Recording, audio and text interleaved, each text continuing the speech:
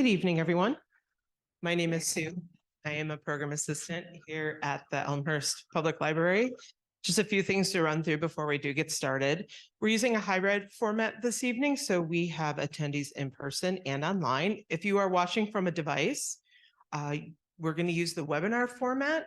And so that means that you can see and hear us, but we cannot see or hear you. We're going to hold our questions until the end. If you are on Zoom, you can go ahead and add that to the Q&A or the chat. Go ahead and type it in, and we will make sure to answer those at the end of the evening. If you're in person, just hold your questions until the end. On Zoom, if you would like to see a live transcript option, you're going to look for the toolbar and look for something that says captions. If you don't see captions, look for more, and then captions will be there. In the library, we're using an assisted listening system. It's a headphone, and I'd be happy to borrow one to you. Just come see me in the back of the room. Please silence your cell phones and any other devices. And I have two programs to tell you about. One is coming up next week, August 31st. It's Riverview Remembered from 7 to 8 p.m. That's a hybrid program. And on September 5th, at 7 p.m., Sourcebooks Book Buzz. Sourcebooks, that's also a hybrid program, but Sourcebooks is a local women-led company and one of the biggest publishers in the area. Come hear about their fall releases and some of their hidden gems.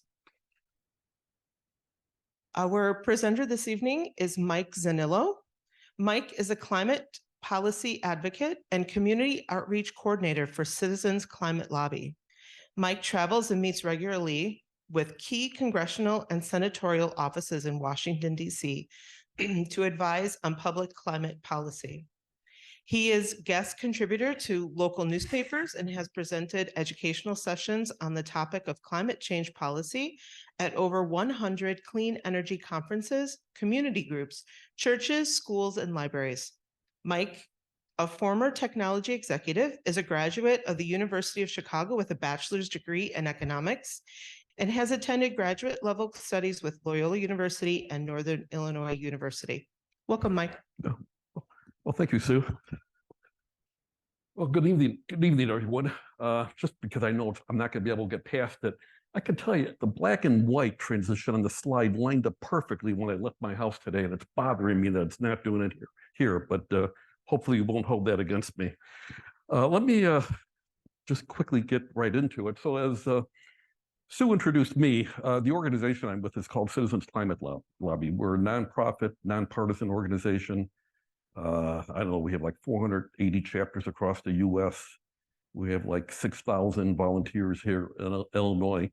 And what we focus on is, there's a lot of environmental groups that try to do different things. We are singularly focused on climate change only. And one of the things that distinguishes us from many others, I would say, is that some organizations do a great job, and I'm not taking anything away from anyone, but they do a great job on sounding the alarm and then maybe kind of send you on your way. We actually had our start as an organization being driven around a solution. So we're very focused on what we can do about the problem. And while we have an open mind about anything reasonable, we have a stronger feeling about the thing that we formed our organization around 15 years ago, which we'll cover a little bit today. So because we have the word lobby and education in our name, the lobby side of us does what it says. So any number of us will go to Washington 2 to 3 times per year. Our numbers are down from what they were before COVID, but this June we had nearly 900 folks go. And the thing that I really like to draw out is the kind of access we have, because we are a nonpartisan organization that's really values driven and is really relationship focused. We really don't try to call anybody out. We don't play a role in elections. We don't do scorecards. We're just there to move our elected officials along, trying to get them closer to undertaking the problem, and hopefully with a solution that we'll be talking about. So you can see from the numbers, we have virtually equal access to both sides of the aisle, both on the Democratic side, the Republican side, as well as on the Senate side and the House side. I think right before COVID, when we had like nearly 3,000 of us there, there's 538 folks, right? There's 438 representatives and 100 senators.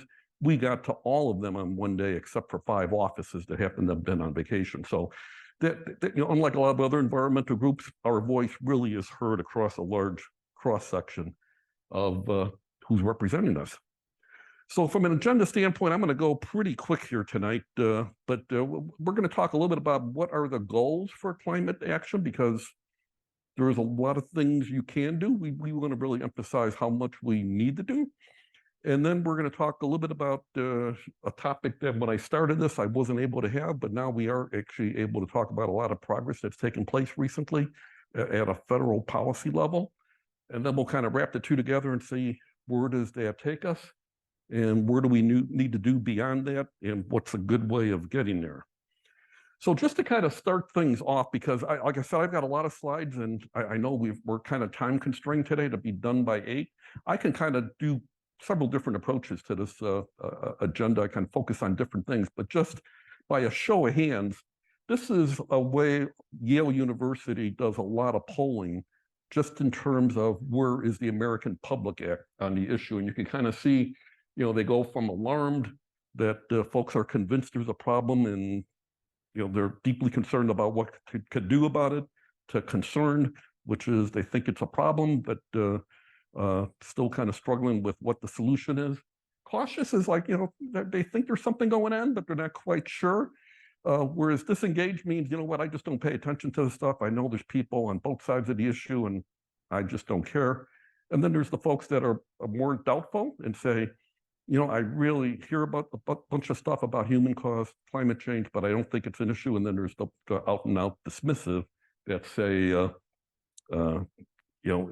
they really believe, pretty much those that believe the whole thing is a hoax. So just by a show of hands, and I think Sue's going to help me out here by trying to keep an eye on the Zoom participants. Yeah, if you are watching on Zoom, you can go ahead and type into the Q&A or the chat, and I will let Mike know. Okay, and then here in the room, if we could just do a quick show of hands, this will help me kind of guide me about what things we want to emphasize for the next 50 minutes. So how many here are in the alarm category? Okay. How many are in the concern category? Cautious? Disengaged? Dismissive? Doubtful. Doubtful, okay, good. So everybody's accounted for. Okay. So we have 2 alarmed and 2 concerned. Okay, great. So that'll help guide me about something. I'm sorry, and a doubtful. And like I said, I've got a lot of slides, so I'm going to try to keep the time, so not all slides are going to get a lot of airtime. But if you want to just understand how this little informal poll we did actually compares with some large across the nation kind of polling that Yale does, you can see that currently we're up to like between 26 and 27. 53 are either concerned or alarmed. So the majority of Americans, have a good degree of concern about the issue. Whereas if you go to the other end, there's 22% that are either doubtful or dismissive. And what's somewhat interesting is that this is a plot for the last 10 years, how things have changed. And, in some ways they've changed significantly. You can look at the alarm category and we've gone from 12 to 26%, which is a big move. If you look at the concern, barely moved at all. Cautious is kind of the one that came down to kind of feed into the alarmed one. So that cautious almost came down by the same amount. It came down from 29 to 17%. And everything else is staying, well within the margin of error, basically unchanged over the last 10 years. So, when I started doing this 6-7 years ago, it was a little bit like you're calling out an issue that maybe wasn't necessarily top of mind. Now it's almost depending on where you go for your news. I know in my house, we typically watch NBC nightly news with Lester Holt, since he's an old Chicagoan. It almost seems like out of it's a 30-minute newscast, take out the commercials, it's down to 18 minutes? It's like 5-6 minutes every day now are spent with some sort of extreme weather event.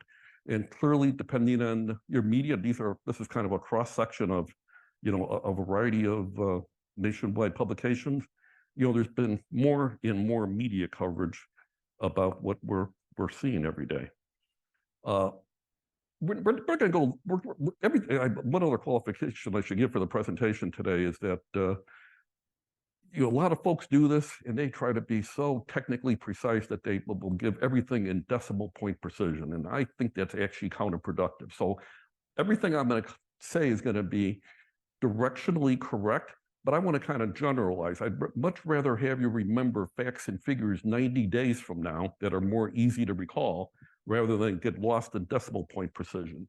But there's a lot of different, so we're not going to cover an awful lot of data, but we're going to cover some. But these two charts really, to me, without even understanding them to great detail, you can just see how there's been, the lines going from lighter to darker, it kind of represents the last, since 1970 to 89, 90 to 09, and then the last 13 years. You can see how there's been a steady progression, but the thing that really jumps out is where this year is at.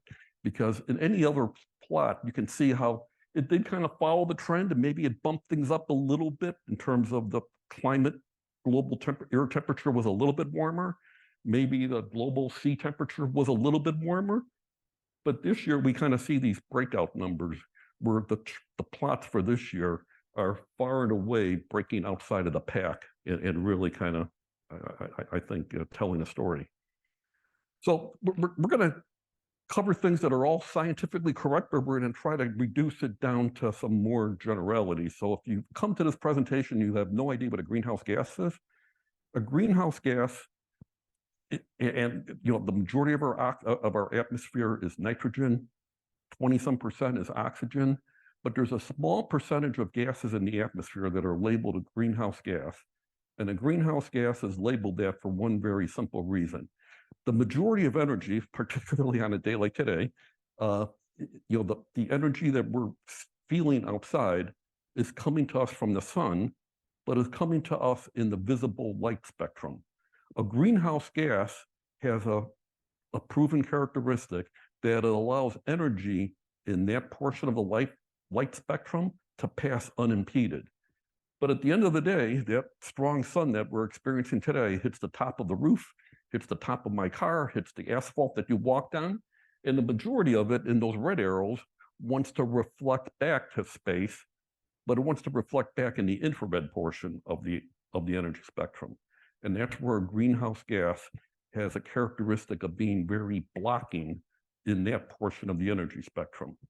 So it's a good thing that we have some, and like I said, we do have some greenhouse gases naturally occurring.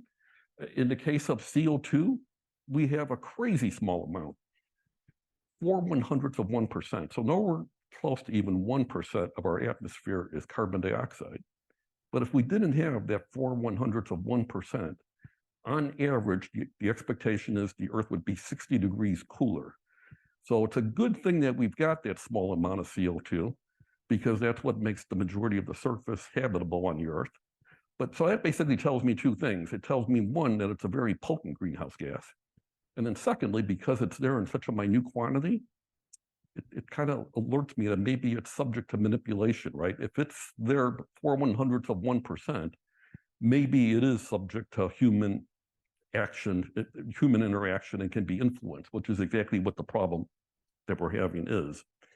So greenhouse gases, and in particular for this whole hour, we're going to talk about one, carbon dioxide, come from a lot of different sources, and a lot of different groups will call attention to different things, and they're all important. So I'm not going to take anything away from anybody. Some people will call out about land use practices. Some will call out about industrial practices. Some will talk about cows and what have you, burning down forests. All serious, all needs attention, not taking anything away from anybody. But 80% of the problem comes from a single thing, the burning of fossil fuels. So of all the CO2 emissions that are coming from human activity, 80% of it comes from the burning of coal, oil, or gas. So since I have a coworker in the audience here today, she'll attest that when I was a corporate person, I was always pretty lazy. I always try to make my numbers look good. Well, if you don't tackle the 80% of the problem, you can go to your heart's content and work on landfill practices, work on cows, and work on a lot of other things, but you're probably going to be disappointed in the end of the net effect you're having on the problem. Because at the end of the day, if we don't deal with the elephant in the room, which is the burning of coal, oil, or gas, we're going to continue at 80% unimpeded spigot. So where this then kind of comes together here is because if you then kind of plot the amount of CO2 we've had in the atmosphere, and I'm not going to have time to get into the science of how we do that, but during the 400,000 years that people walked around on Earth, you can see how that yellow line kind of bounces around. On average, it kind of shoots around 280, a little bit above and below. The peaks and valleys kind of coincide with the ice ages. But then somewhere in that last 100 years, kind of like when the Industrial Revolution began, kind of when the large-scale burning of coal, oil, or gas began, you then see what happens to the CO2 level, where it's been going up with that hockey stick effect at the end.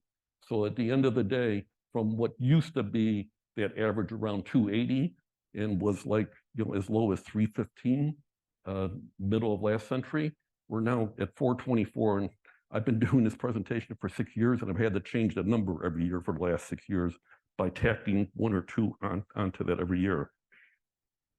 So you're not going to be able to see this is a little bit of an eye chart. The people looking at Zoom probably have the best position on this, but the area graph with the pretty pastel colors is a graph of the yearly emissions that result from the burning of coal, oil, or gas. Coal is the green, oil is the yellow, and gas is that blue.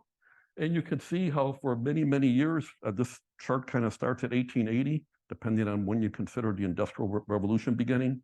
You can see in every year how there were more and more emissions than the year before. Up until about 15, 20 years ago, where in the US, we've actually started seeing a decline. So that's all good, but what doesn't come across on this chart is the fact that the real problem is once when you put some CO2 into the air, and again, I'm making a lot of complicated science more simple, if you will, it basically stays in the air for anywhere from 500 to 1,000 years, and some people think it may be closer to 8,000 years. So what this chart doesn't do justice with is that while there has been steadily increasing every year emissions than the prior year up until recently, in any given year, what we're doing is it's additive to all the prior years. So the cumulative chart is continuing to go up like a hockey stick. So the emissions that we have in the atmosphere are now basically accounting for a level that's 50% higher than the naturally occurring level. And then that plot of the red line is a plot of global average temperatures, which, as you would expect, because we've got so much more CO2 in the air and we're adding to it every year, is having more and more of a warming effect. And you can now see about how that, on average, we're now basically 2 degrees warmer than we were before the dawn of the Industrial Revolution. So key takeaways here is CO2 in the air can last for hundreds of years, if not thousands. The rate of warming recently has doubled because of the cumulative effect, and we've already warmed 2 degrees Fahrenheit on average globally. So, back to the media coverage, like I said, different people react to different things. Some folks are more qualitative types, some more are quantitative, and some are more visual. So, nowadays we're almost inundated with pictures of things, right? I recently updated this. I haven't updated this slide for a year or more, but knowing that I was doing this presentation, put the upper left is obviously the Maui fire that we've been seeing on news an awful lot. The middle one represents rivers that have been drying up in China last year that never dried up before during civilization. Greece in the last month has had wildfires on an unprecedented scale. And the lower left is Pakistan. I mean, Pakistan was a big, we're here in the US, we maybe don't cover it as much, but 1.2 million homes were destroyed in Pakistan last year. 1.2 million. I mean, we're all kind of going crazy about Maui with what they say is, 2,200 structures? 1.2 million homes got destroyed by flooding in Pakistan.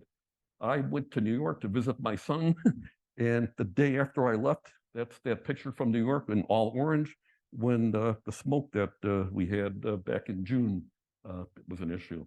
And then just from this weekend, I guess, with Hurricane Hillary, or tropical storm Hillary, that's a picture of Interstate 10 that got flooded right outside of California.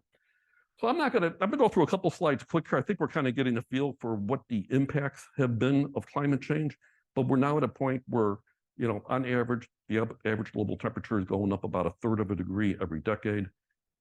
Last year, Britain had its hottest summer ever.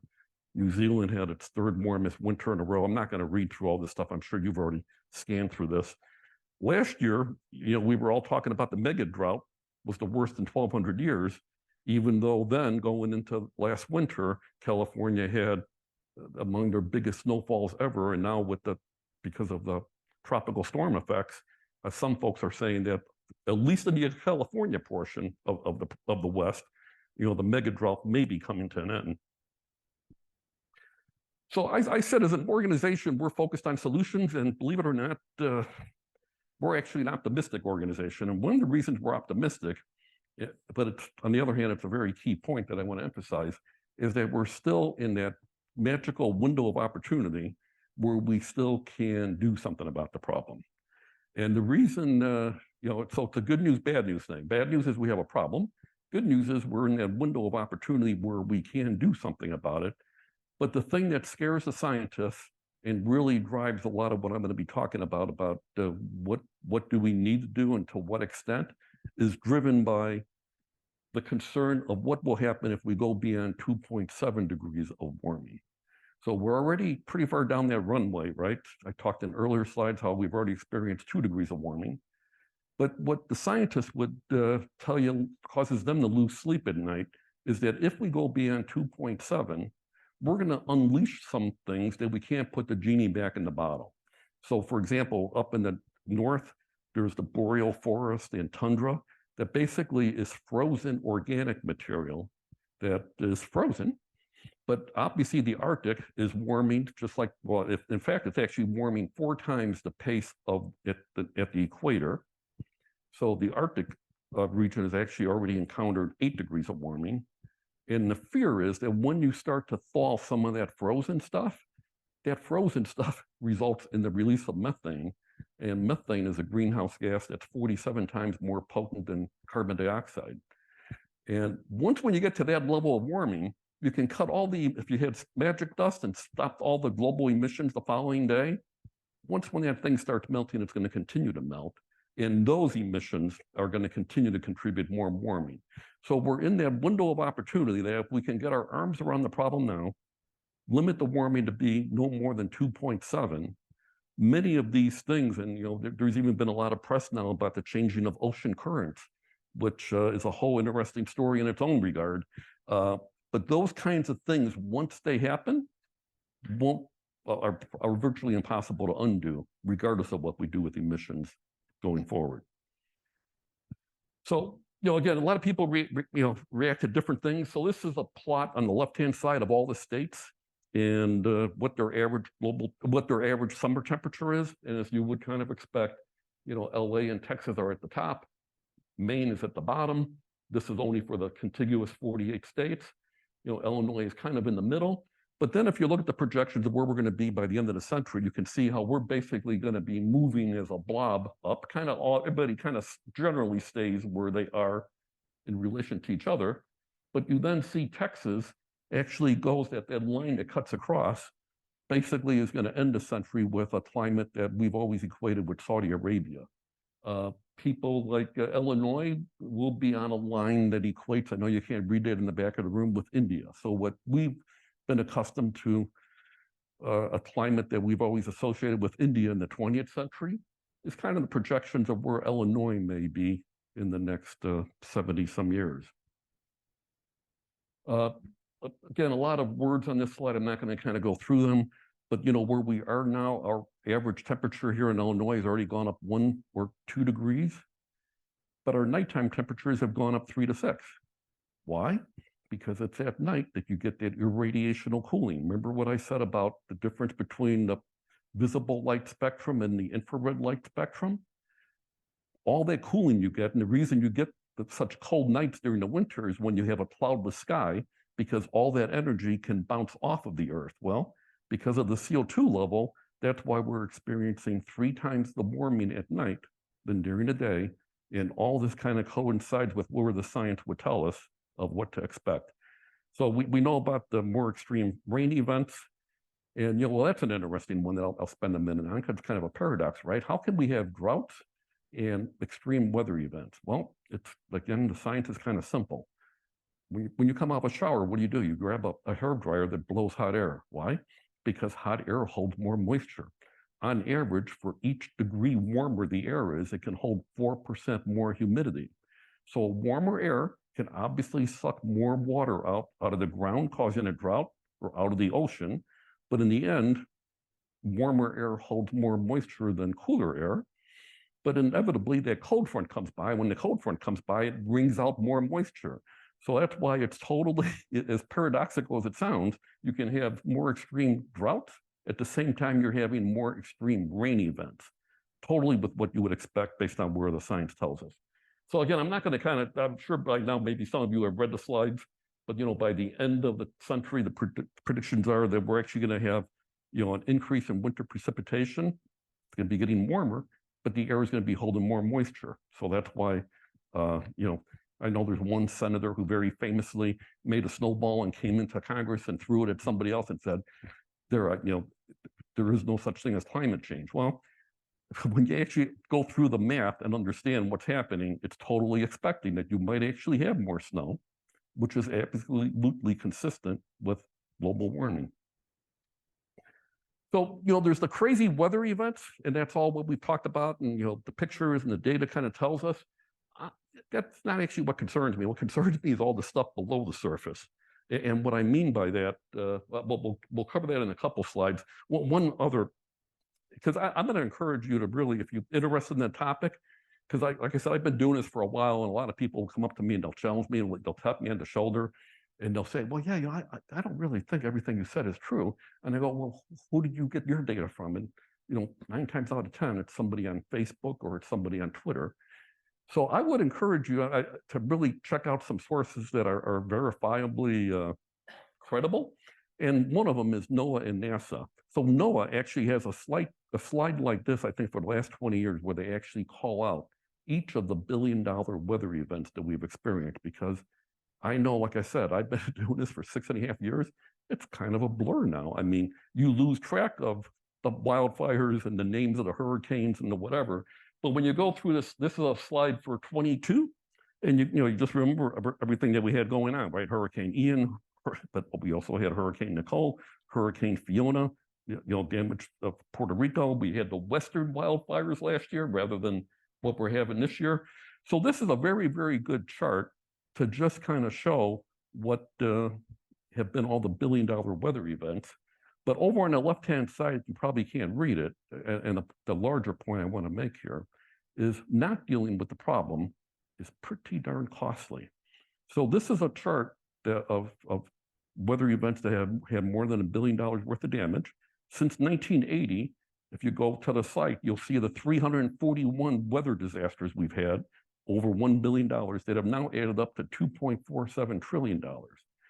So that's all $2.47 trillion we otherwise would have had, that now we either don't have, we're either paying for it in higher insurance premiums, we're paying in higher tax dollars because of FEMA budgets, or a lot of people are just have gone down the socioeconomic ladder because they lost their home and it wasn't covered. So not doing anything about it, because a lot of times I'll be challenged, but Mike, we can't afford to fix the problem. I guess my quick counterpoint is, can we afford not to fix the problem? So these are the 4 other sources. I'm not going to go through this, but I would these I would say are eminently more reliable than some childhood friend on Facebook. So NASA's a great resource, have wonderful information, easy to understand, nice simple graphics. The Climate Impact Lab is one of my favorites, because what they do, they're actually a partnership between the University of Chicago and Argonne National Laboratories. And what they do is they use the supercomputing of Argonne to project what's going to happen at a county level. So you can actually pick a county and say, gee, what's going to happen over time by way of precipitation, by way of increases in mortality, by way of increase in heat deaths, or what have you, or losses in GDP for that matter. and you can kind of play it out based on any area you're concerned about. I already mentioned the NOAA on the prior slide, and the Union of Concerned Scientists have a nice little projector thing where you can put in a location, and then like here, you know, both very coincidental, right? So historically, Chicago has, I've had the slide for years, but today it's very apropos. Chicago on average has had 3 degrees above 100 degrees on average. So, you know, is it a hot day today? Yes. Have we had hot days? Yes. But the projections are that by middle of the century, we're going to have 26 of these. And by the end of the century, we could potentially have up to 50 if we don't do anything about the problem. So that's where, you know, again, a lot of different credible sources that kind of do projections in a way, in different ways based on what their interests are. But I had that earlier slide that says it isn't the weather that concerns me, it's everything else. And what I mean by that is more on this slide. Because at the end of the day, everybody talks about sea level rise and they talk about, you know, Florida coastlines and what have you. But what doesn't get as much attention as it deserves, I think, is like up on the upper right-hand side with like political instability and refugee crises. Because, you know, even when you consider what went on with Syria, and I just had lunch with my brother-in-law who served in Afghanistan for 20 years and saw it all firsthand, is, you know, a lot of folks would say that what really drove a lot of the political instability in Syria had its origins with their farmland going down because of the drought, because of climate change. That's really what, because that's what really gets people usually going. It's not when you have rising incomes, it's when you have falling incomes and people are unable to provide for their families is really what usually causes unrest. Ultimately led us to where we were with Syria, that ultimately led to our armed forces getting involved, and everyone else knows the story. But it's all of that, and a lot of folks would say even what we're seeing at the southern border. When you talk to a lot of the folks about why they're coming here and what did they used to do 20 years ago, you know, a lot of them came from an agrarian economy where they had some sort of job related to agriculture. But again, a lot of those areas in Central America are realizing unprecedented drought and drying conditions that again is causing them to have a declining living standard and forcing them to go off in search of trying to provide for their families. So it's really that, you know, a lot of things that are at risk. And, you know, a lot of folks may be skeptical of green groups. Well, Moody's is a group of a bunch of Wall Street MBAs from Harvard and all the other big schools. And these guys kind of just, you know, live their whole life but with their calculator. You know, they're now calculating that their estimate on the global economy could be measured as much as a $69 trillion loss by the year 2100. And they don't, you know, I almost said something flippant, like they don't have a green bone in their body. But what I'm saying is they're not a green group. They're looking at this very factually because they're the ones that set the ratings on bonds when a company releases its debt.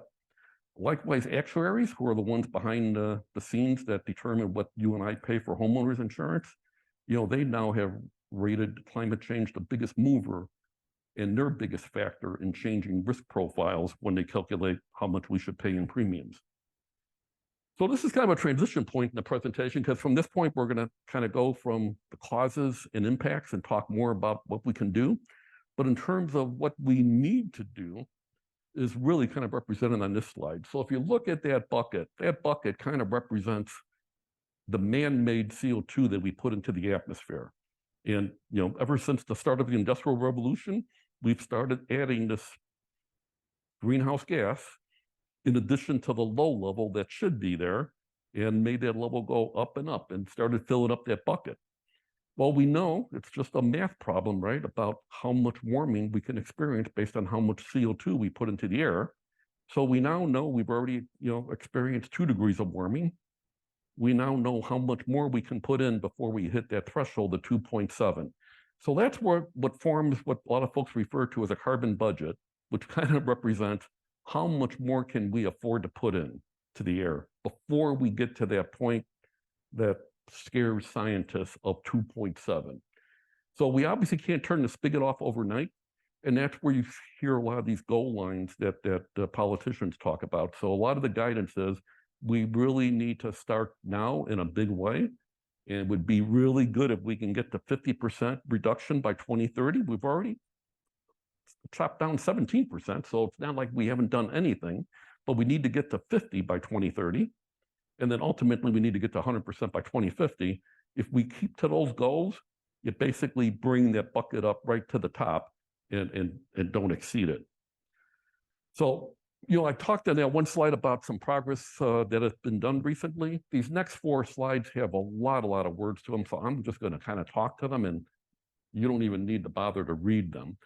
But I want to just kind of make the point of what's been done, because it really kind of sets the stage for what more needs to get done. So, a couple of years ago, a bunch of executive orders were signed that got the U.S. back into the Paris Climate Accord.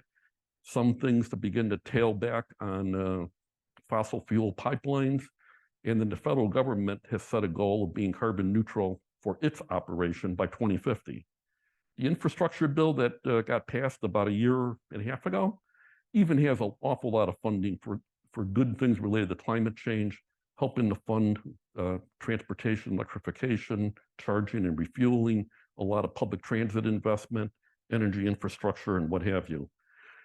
But then the Inflation Reduction Act that got passed, and I think there's been a lot of news coverage recently, because I think we came up on the 1-year signing of it in the last week or two. A lot of folks would say it represents the single biggest climate bill that's ever been passed in the U.S. And it has a boatload of money of like $385 billion. But the way the money is allocated is very smart, because in order to get a dollar, you have to spend like 3 or 4. So a lot of it was specifically designed as a tax credit, which means you have to be in a position. So, for example, in my home, my furnace went out in January. I bought a heat pump.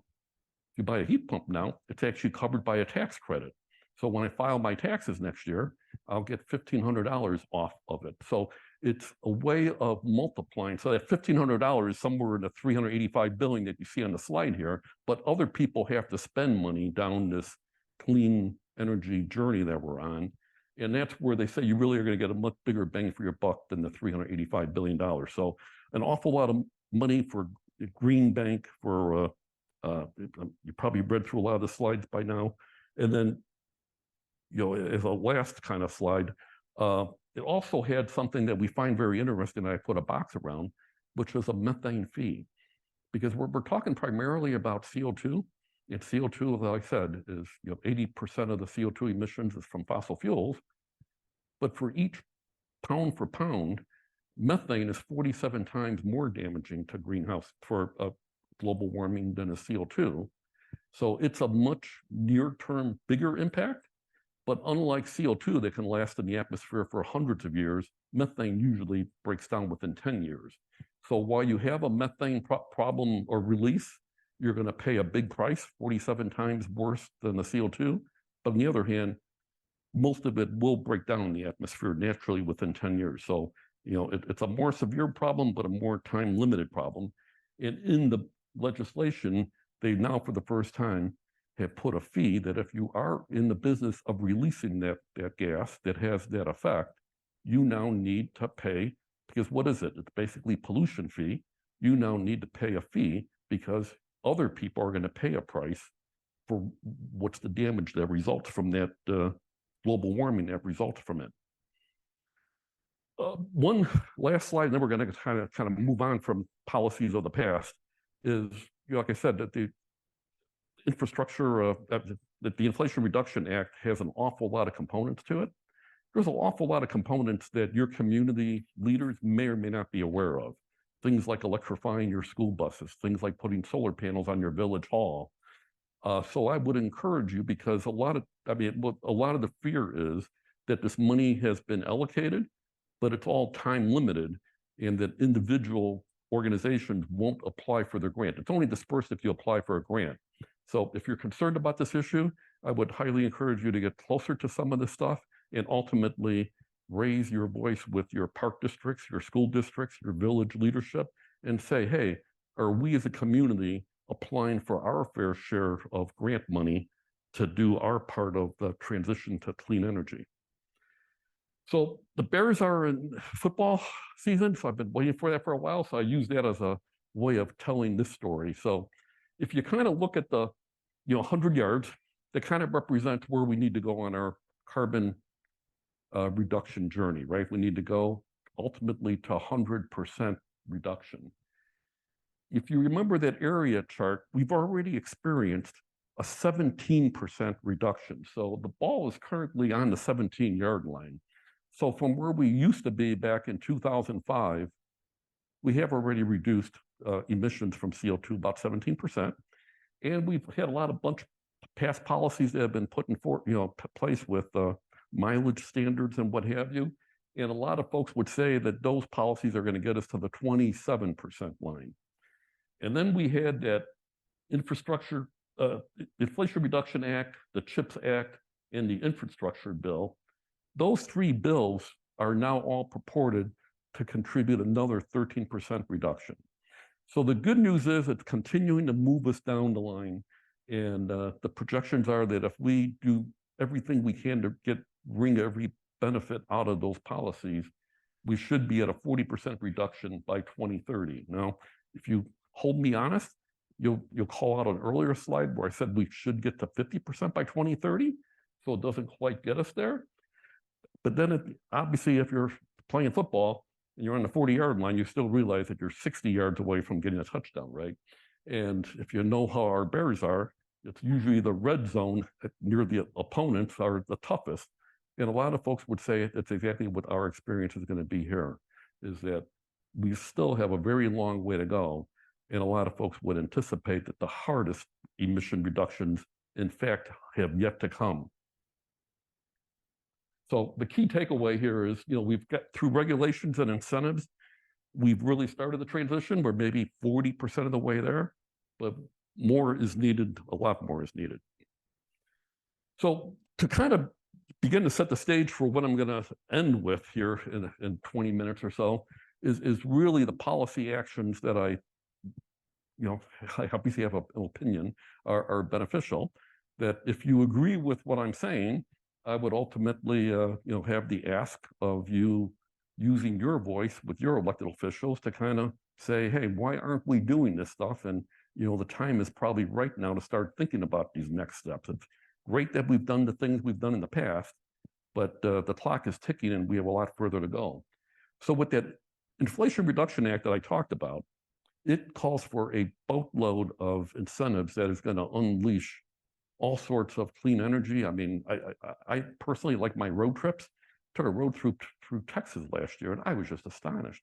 I mean, I think you literally drive for hundreds of miles, and you see nothing but wind turbines as far as the eye can see. I mean, so you kind of get a glimpse of what the future is going to be.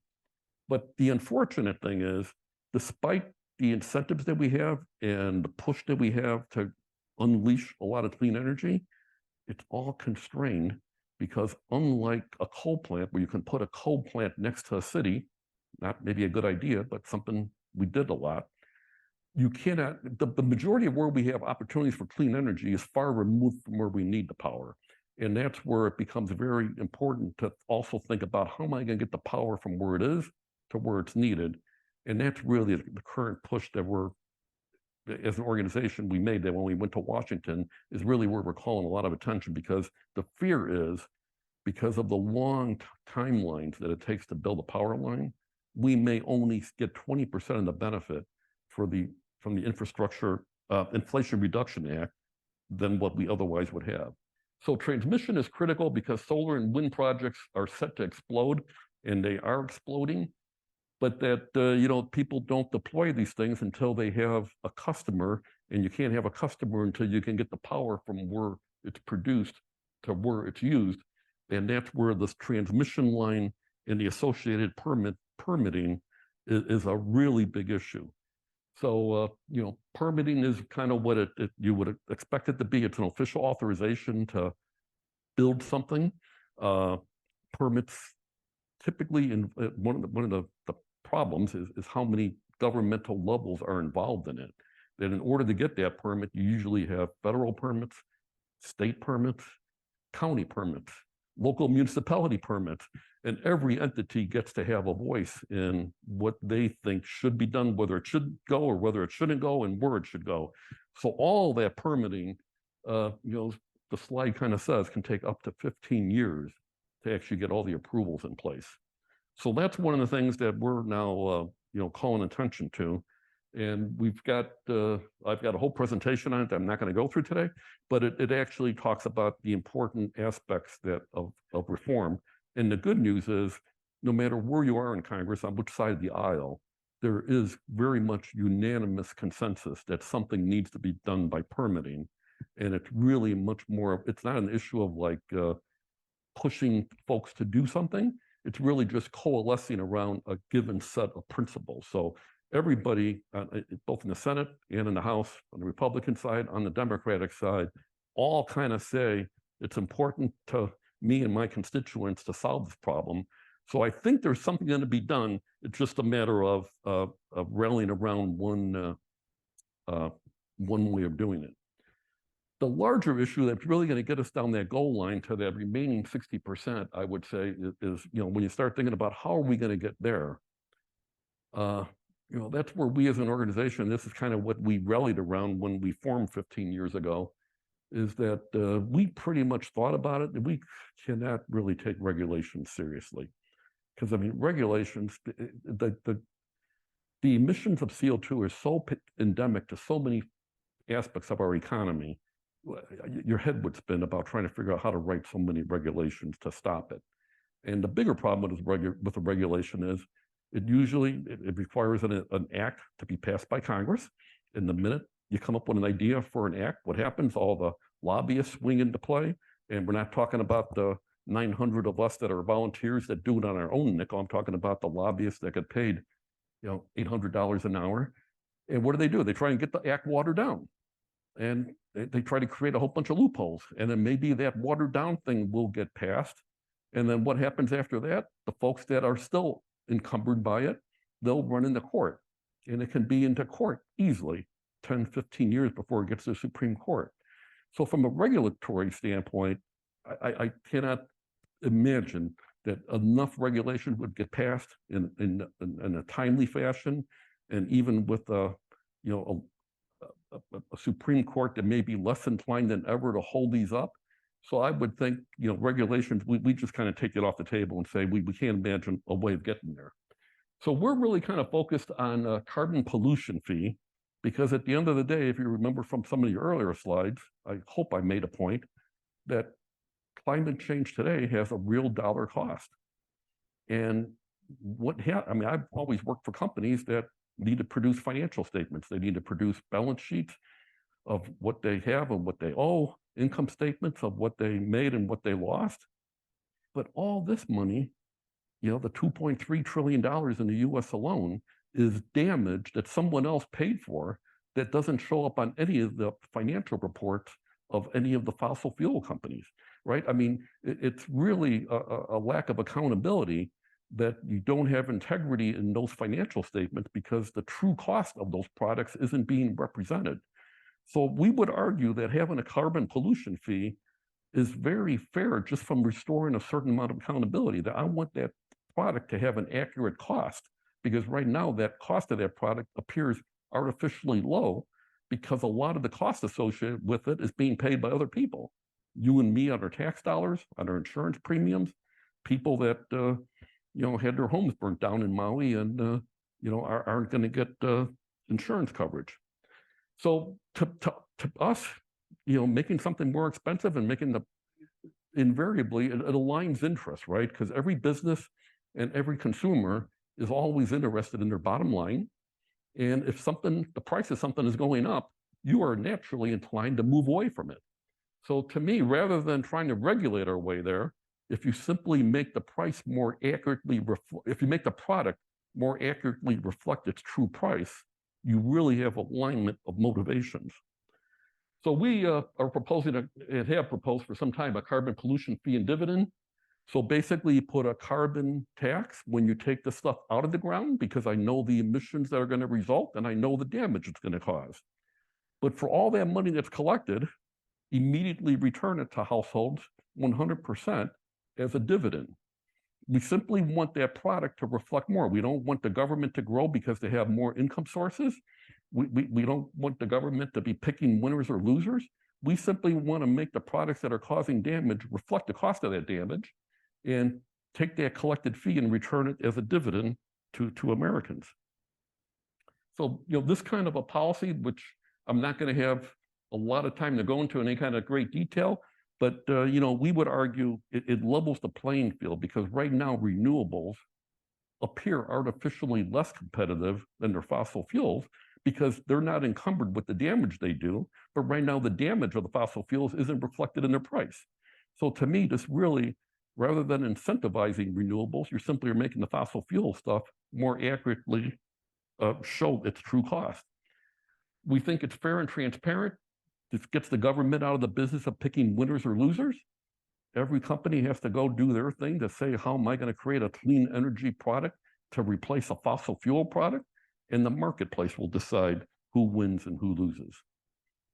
In terms of who supports this kind of a policy, and again, different folks, some are more cynical than others, and depending on who you view as credible.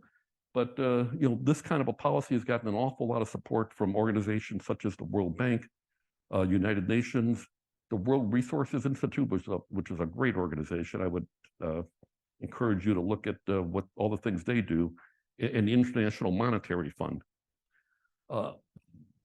As Sue introduced me, my degree's in economics.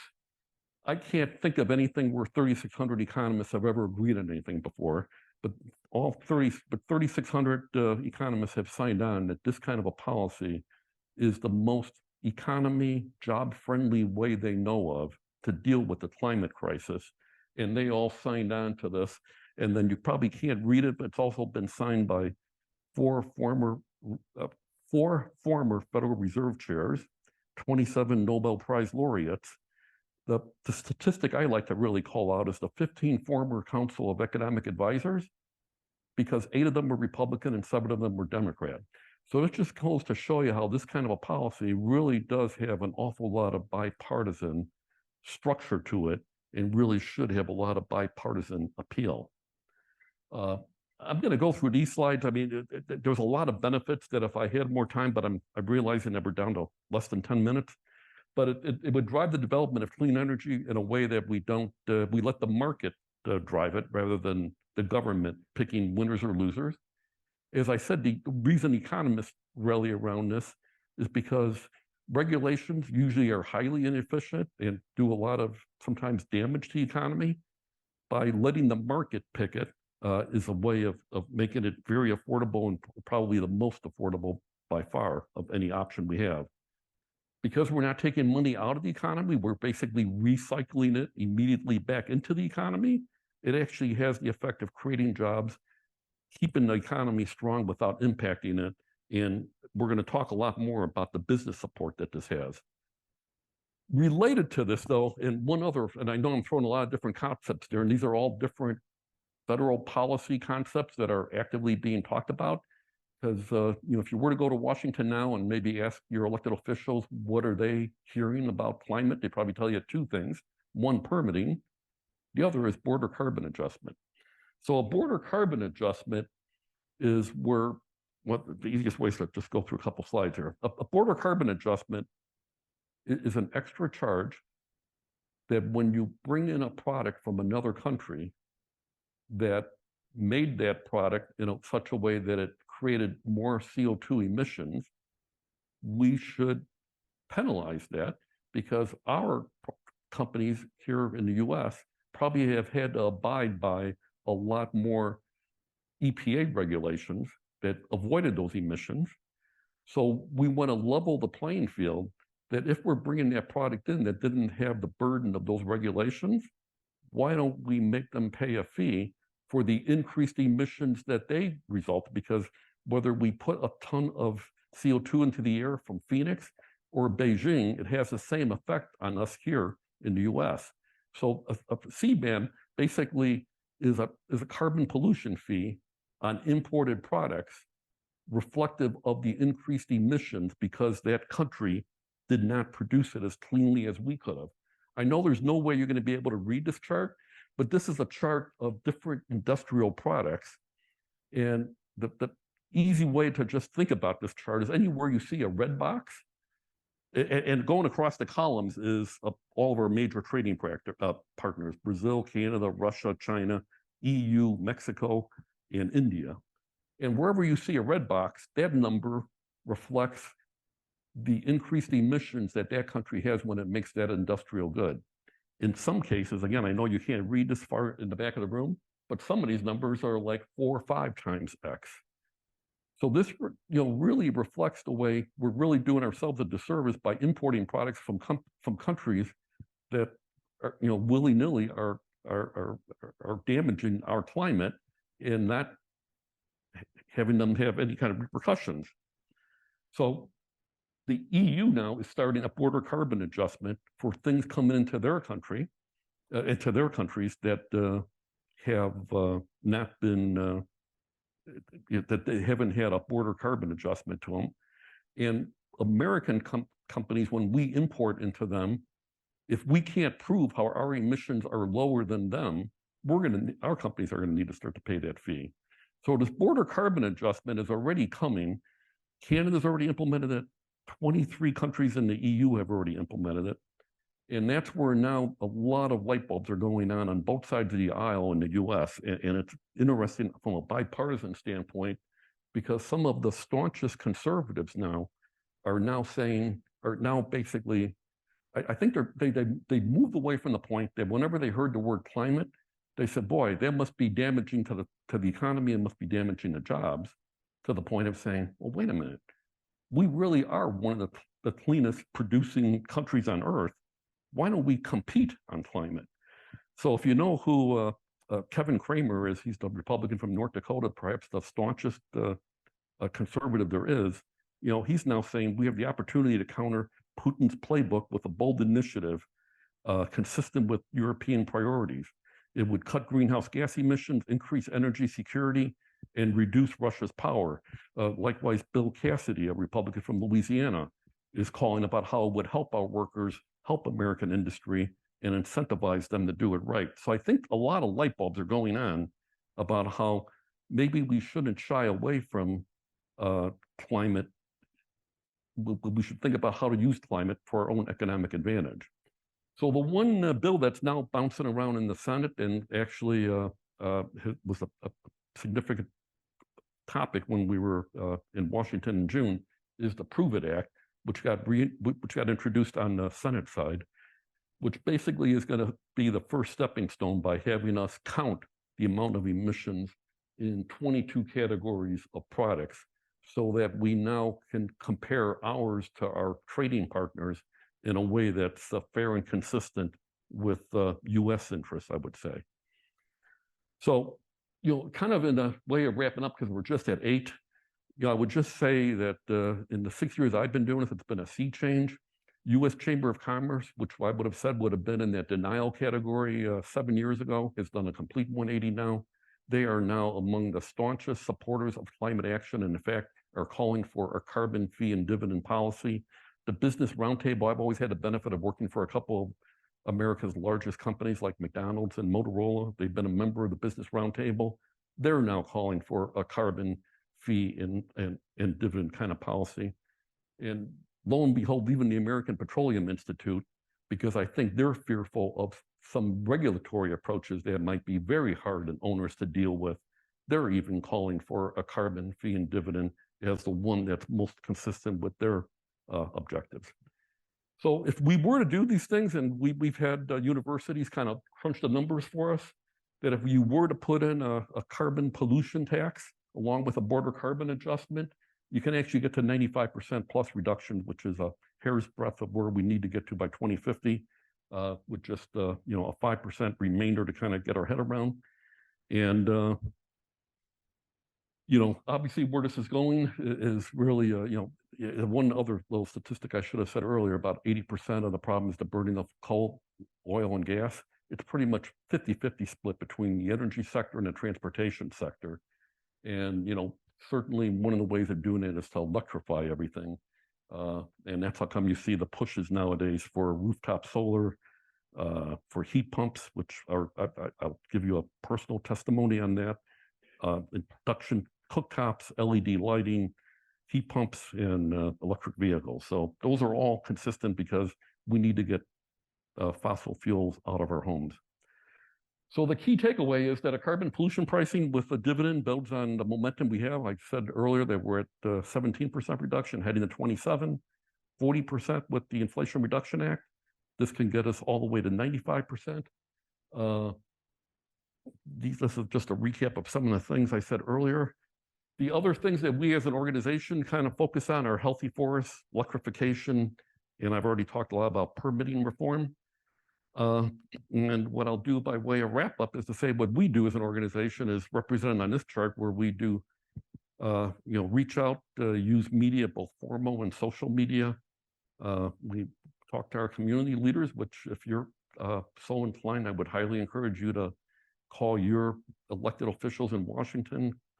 Trust me, it's not intimidating whatsoever. They're just going to want to know the topic of why you're calling. I mean, I've been doing a lot of these presentations, and people tell me that they're leery of picking up their phone and calling their congresswoman or their congressman because they think they're going to get quizzed. Like, how much do you know about the topic? Trust me, you're probably going to. The person that answers the phone is probably some 23-year-old who came out of college within a year, who's probably very low, and all they're there is to check a box. They just want to talk to you long enough to say, are you calling about, whatever your topic is, immigration, abortion, whatever, climate? They just check a box and that's all they do. But it really is powerful, because at the end of the day, those elected officials really do ask for weekly reports, because every time they get a phone call from somebody, they assume that 200 people think similarly but didn't pick up the phone. And that's really all it takes. It's a 30-second phone call, and even if they don't answer the phone, just leave a voicemail. So it's painless. No one is going to embarrass you. No one's going to expect you to know more on the topic. All you have to say is, I'm concerned about this topic. And that's going to check the box, which is powerful. So if you want to help, I've got material up here that you can feel free to grab. There's a QR code that our current push is for permitting reform. As I said, that was the topic of our June lobby meeting. And if you wanted more information, my contact information is right there. And if you wanted to have more information about my organization, you can scan the QR code. At this point, I ran 3 minutes late. Sorry, Sue, but I'll turn it open to questions. You are just fine. If anybody has a question here in person, I'm going to walk around with the microphone. Our viewers on Zoom can only hear when we do use the mic. So if anybody has a question, I do have some online. I could start there and get the ball rolling, maybe. Yes, ma'am. Hold on. Sorry, I said I have to hand you the microphone. I don't know if your organization is involved in this, but I understand that the permafrost, the melting of the permafrost, is a very serious problem right now. The scientists didn't realize how serious it is, and they're realizing they really need to address that. Pardon me, I'm losing my voice. Do you get involved in any of that? Well, yes. I mean, because you may be more of an expert on that given topic than I am, but I don't know how to stop it other than to stop the warming that's taking place, right? I mean, you can't sprinkle any kind of magic dust over the permafrost. So really, to me, the underlying key approach is to get the warming to stop. And the way of getting the warming to stop is to reduce what we're putting into the atmosphere that's causing the warming.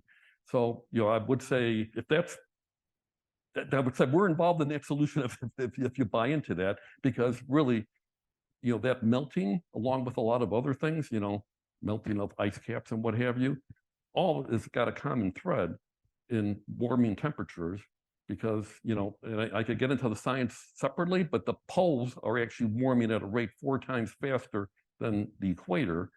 And so unless we get our arms around doing something to slow and ultimately stop the warming, I don't know what much else you can do about permafrost other than stop the warming.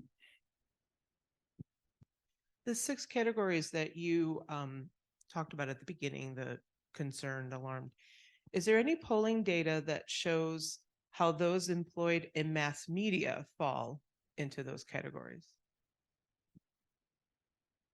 It's a very interesting question. I'd have to say I'm not familiar with that. nothing that's specific to the media. I mean, I could tell you, I mean, not to, I keep, don't even answer that question, but I could tell you that, you know, when you talk about meteorologists and weather scientists, you know, 97% of them buy into the fact that what we're experiencing is as a result of human actions.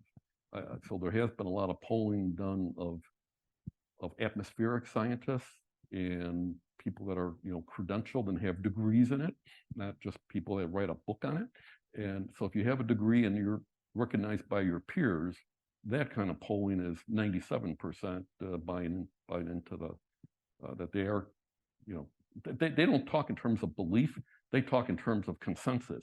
I mean, that's how science works. You don't have a belief in science. You see something and you explain it and you make a hypothesis and you then prove it. And that's where 97% of them now believe that it's a result of human actions. Any other questions here?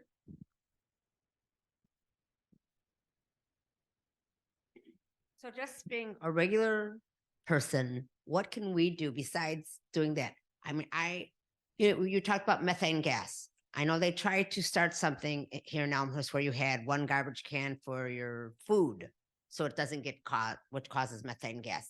What about composting?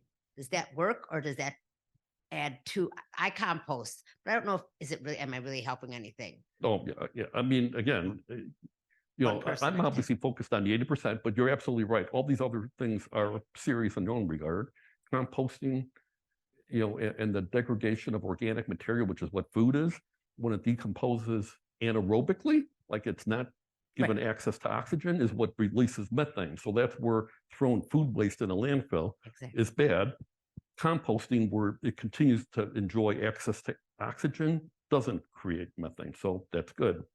So why don't we push that? Why aren't we pushing that as a something to do? Have sites, composting sites, whatever. People are afraid to dirty their yards. Yeah, I mean, a lot of communities are. Some communities now have yellow bins where they pick up your landscaping waste, your recycling, and your garbage, and they pick up food waste. In my community, we have those paper bags for, like, if you trim your own grass, you can put food waste in your landscape waste, and all that avoids the landfill and goes into a big compost pile at Waste Management. I just throw it in my yard.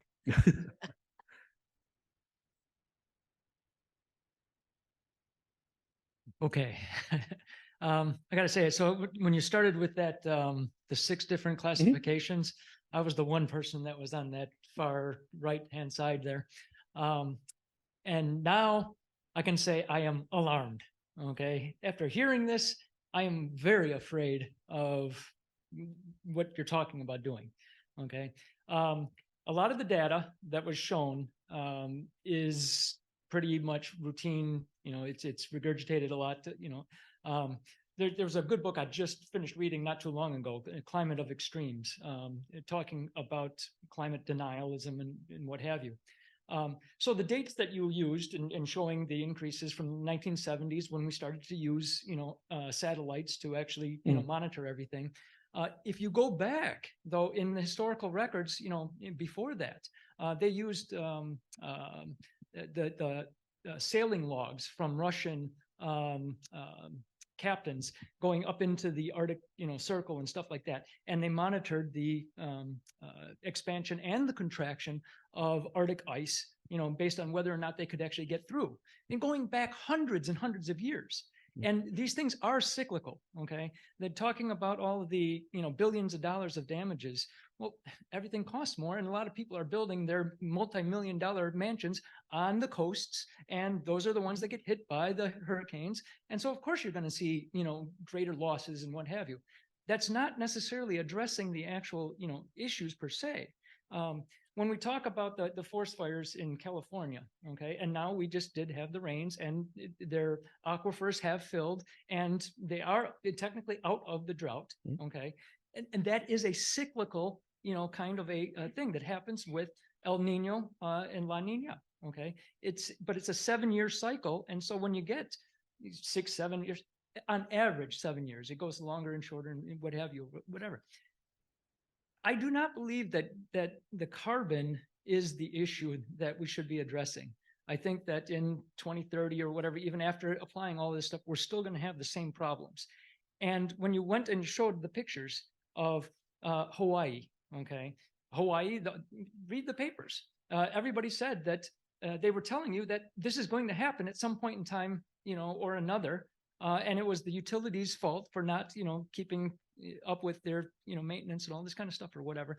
But Hawaii was known. They've said for years that there's going to be a fire here. There's a high risk of this. And it just happened. Okay. That's the same thing that happened just in, you showed the picture, what just happened with California. Most of the flooding, though, happened not because of the storm, but because the levees broke again. Same thing that happened with Katrina. Okay. It's the way that we're doing things is causing the damage. It's not necessarily the weather that's doing that. And I'd like you to talk a little bit more. So I disagree with lots and lots of your data. Okay. But I would like you to talk a little bit more about the actual carbon tax and what kind of a dividend are we going to be seeing? Because right now, we saw it with Trump when he started with his tariffs and all this kind of stuff. It created a lot of global instability. I don't agree with your take on Syria and what have you. Syria was a much bigger problem going way back to colonialism with the way the English and what have you, how they operated things there. And there's a much bigger problem going on with the religious factions with Turkey and Iran and what have you. It's a much bigger issue than any climate issue that's going on there for the instability in that region.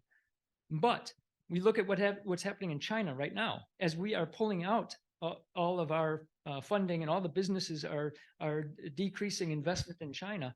That's going to cause huge political crisis and civilian casualties, what have you. We get into these trade wars. And if we're going to be sitting here putting a tax on anything that's coming into our country, we already have huge problems with this. The other countries are going to do the same thing on all of our goods going back there. And we're going to end up more and more into this isolationism, every man for himself. And it's going to cause huge problems. So how does this tax look and what's the dividend that we're getting? And let's let Mike answer your question. Yeah, and then we can move on. This is just scary stuff. Yeah, I mean, you touched on a lot of major topics that are hard to, So I'll be glad to stay afterwards and talk offline about some things. But in terms of about the carbon tax per se, if you asked about that, I've got a whole lot of specifics. I've got to our.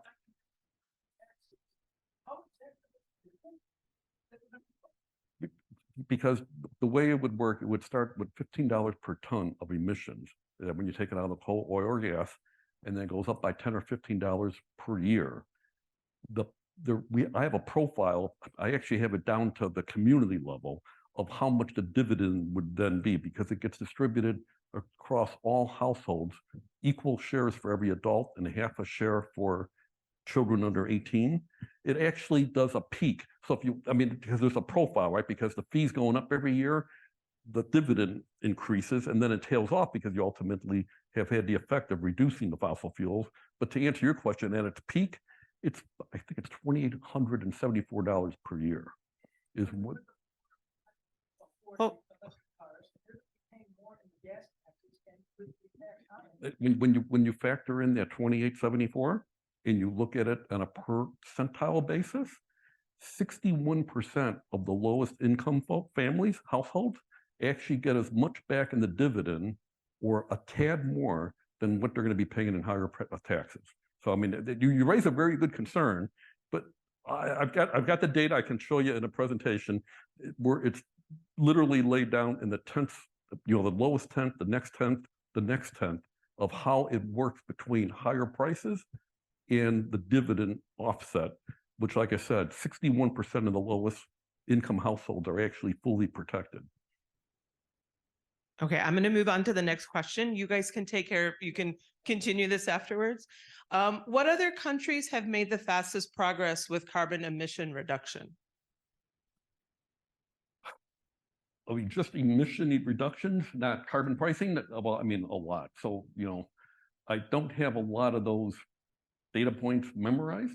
But I will tell you, just generally speaking, the EU is way ahead of us. I mean, the EU and whatever 30 countries that comprises the EU. When you go to places like Norway, I think 94% of their cars now are all EVs. I worked for McDonald's for my last 5 years of my career. And, every McDonald's in Norway has 3 charging stations. So the short answer in terms of emission reductions, I would say, for sure, the EU countries, probably a chunk of the provinces in Canada. And then, it's hard to talk about China because China's economy is still, up until recently, has been growing 8-10%. But in terms of emissions per GDP, they've actually don't get as much credit as they have because they're the largest by far user of solar panels. So they've actually done, so it depends on how you look at it, right? Because their emissions are going up because their economy is growing faster than their clean energy deployment. But a lot of that is changing now. But generally speaking, I would point to the EU without being able to talk definitively about country X or country Y. I have another question from online. It was back to when you were talking about like forest fires. Excuse me. And the question is, do you believe that organized arson contributed to some of the major forest fires? I'll say sure. To me, because even with a lot of the questions that you raised, right? When you go to storms and everything, we've always had 100-degree days. We've always had hurricanes, right? But to me, it's like going to Las Vegas. If I go to Las Vegas with a pair of dice and I weight them, I can weight them so that the probability of 7 coming up is higher than what it naturally would be. That to me is what we're basically talking about here with climate change. So when I go and I throw the dice with a set of loaded dice, and I did work for a slot machine manufacturer for 5 years, so I'm sensitive to the topic. You can't tell me whether that 7 would have been naturally occurring or whether the chances of it are because of the weight in the die. And that to me is kind of the way I talk about climate change, right? You call it any one storm, sure, it would have happened maybe without climate change. But when you take a look at 10 years worth of storms, I'm going to say a good chunk of them may very well have been influenced by climate change, just like weighted dice are going to influence the outcome at your Las Vegas winnings.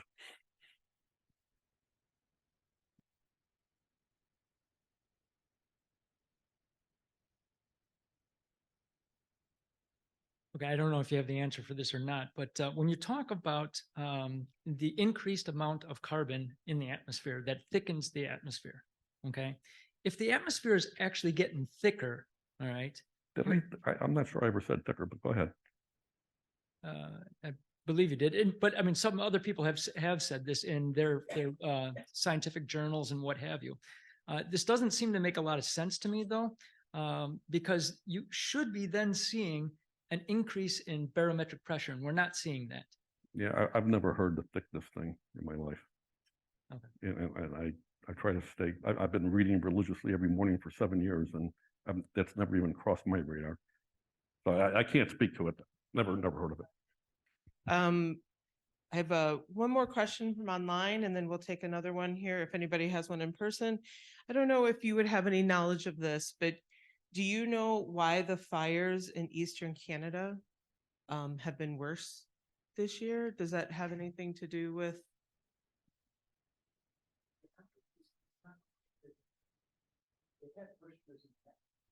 Okay, well, this is what the person is asking. I put that in that same category, right? You call up one wildfire, you call up one hurricane, you cannot make a direct connection and say, there's proof, right? It's the die thing, it's the dice thing. Are we going to tend to have more wildfires with climate change than we would have without? Yes. You go and show me one fire and ask me, was that caused by climate change or some campfire that dropped a match of cigarettes? Maybe. All right. Any other questions here in person?